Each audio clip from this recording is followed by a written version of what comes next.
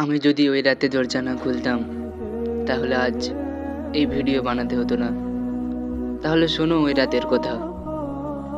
রাত তখন গভীর, ঘড়িতে প্রায় 3টা বাজে। হঠাৎ করেই আমার ঘুম ভেঙে গেল। কেন জানি না, বুকের ভিতরটা অদ্ভুতভাবে ধড়ফড় করছিল। মনে হচ্ছিল কেউ যেন বাড়ির দরজার সামনে দাঁড়িয়ে আছে। আমি নিজেকে বোঝালাম, না, এটা শুধু মনের ভুল। কেউ কেন এত রাত্রে দরজার সামনে দাঁড়িয়ে থাকবে? এই ভেবে আবার শুয়ে পড়লাম। ঠিক তখনই নরম একটা কণ্ঠস্বরে কেউ যেন আমাকে ডাকতে লাগলো, সাইদুল, সাইদুল। গলার সুরটা কেমন যেন চেনা লাগছিল। তবুও ভাবলাম হয়তো কানে ভুল শুনছে, হতে পারে আমার মনের ভুল। এই ভেবে কিছুক্ষণ পর আবার ঘুমিয়ে পড়লাম।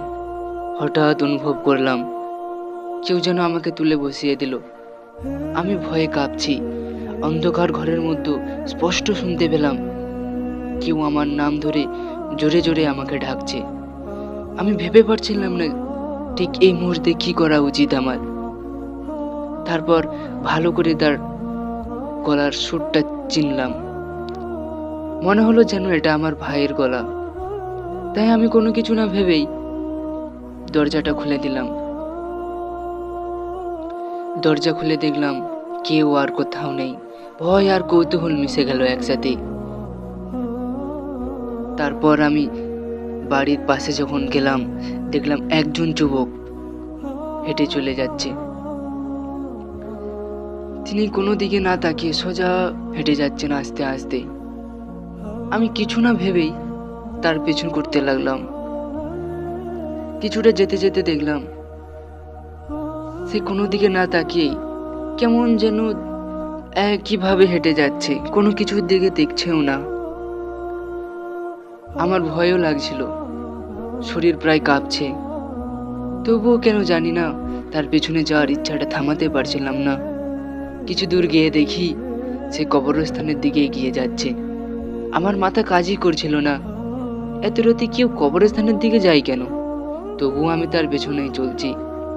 হঠাৎ পাশের ঝোপ থেকে চড়ে কিছু নড়ে চড়ে উঠল। আমি চমকে উঠে ওই দিকে তাকালাম।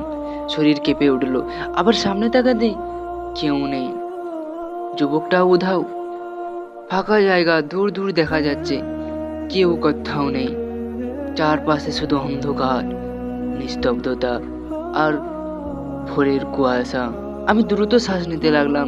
শরীর কাঁপছে, ভয় যেন পুরো শরীর থরথর করছিল। মনে হচ্ছিল কেউ আমাকে দেখেছে। মাথাটা হঠাৎ ঘুরতে লাগলো, আর কিছুই মনে নেই। আমি রাস্তার মাঝখানে অজ্ঞান হয়ে পড়েছিলাম। চারপাশে কেউ নেই, নির্জন কবরস্থানের পাশে আমি একা পড়ে আছি। তখন ঘড়িতে বাজে প্রায় 3টা। পরের পার্ট দেখতে চাইলে কমেন্ট করে জানাবেন। আর কেমন লাগলো ভিডিওটি অবশ্যই জানাবেন। এটা কোনো বানানো মিথ্যা কাহিনী নয়, আমার সাথে ঘটে যাওয়া এক গভীর রাতের অদ্ভুত ঘটনা। আশা করি ভিডিওটি ভালো লেগেছে। তোমাদের সতর্ক করার জন্য এই ভিডিওটি বানানো হয়েছে। কেউ যদি রাত্রের মতো দরজার সামনে এসে ডাকে, কখনো ভুল করেও দরজা খুলবে না। আগে ফোন কলের মাধ্যমে জেনে নেবে আসলে সে সত্যি মানুষ নাকি অন্য কেউ ছিল।